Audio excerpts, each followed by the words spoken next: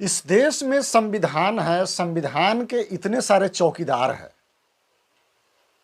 कहा जाता है कि संविधान की वजह से नारियों को सम्मान मिला है, वरना इससे पूर्व नारी की दुर्गति और दुर्दशा पर रोना आता था सबको।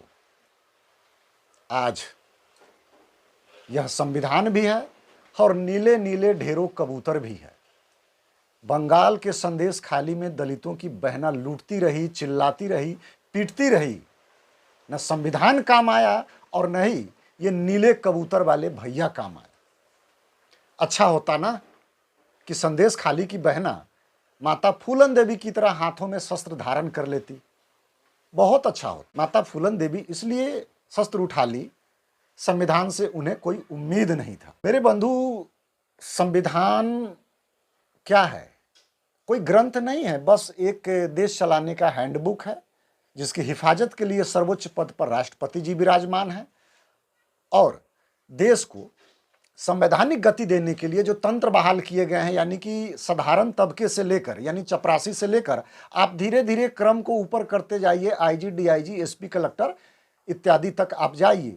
ये इतने सारे जो तंत्र बहाल किए गए हैं, सब संविधान की रखवाली के लिए, संवैधानिक गतिविधि बनाए रखने के लिए। बंगाल में सब फेल हो गया। शहनशाह शेख जो टीएमसी का बहुत बड़ा नेता था, उसके पीछे संविधान बौना नजर आया। नारियों को, स्त्री को लूटने वाला, बहुजनों की बेटी को तार तार करने वाला, धजिया उड़ा देने वाला शान से आगे आगे चल रहा था।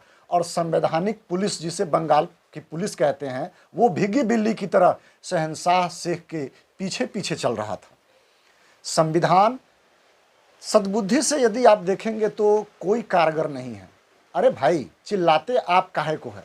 कायदे ही कायदे में संविधान को सबने जूता मारा है, साबित करने की क्षमता नहीं है। झूठ मूठ की तैयार की गई कहानी में से ये लोग बोलते हैं कि शोषण इतना हुआ था। अगर तू उस समय रहता, तुम खास करके नीले कबूतर, तो क्या कर लेता? क्या उखाड़ लेता? कुछ नहीं उखाड़ पाता। इसका सबूत बंगाल के संदेश खाली से मिला है मुझे।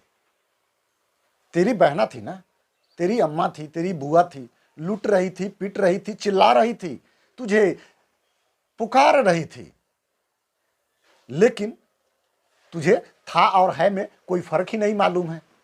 दिमाग ही नहीं है।